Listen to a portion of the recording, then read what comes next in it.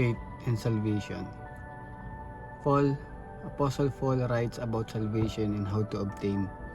He also tells us how to increase our faith, which is important because without faith, there is no salvation. Pinakita sa akin ng Romans chapter 10 kung gaano ka-importante ang church at ang pastor.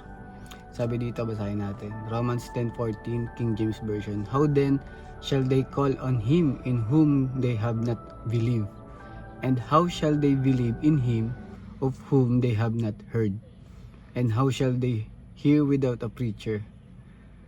So sabi dito, paano mo i-replace yung fear mo ng faith? Di ba? We must hear, read, and meditate on the Word of God. Sabi sa Romans 10:17, so that we experience a strong, confident faith that actively rejects worry and fear. We have to do this actively.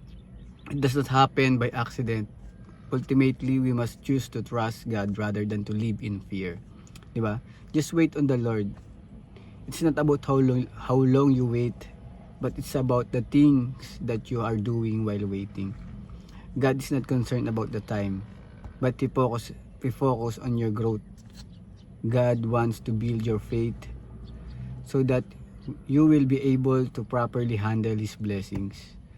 He wants to build your endurance so that you will have enough strength to face the challenges.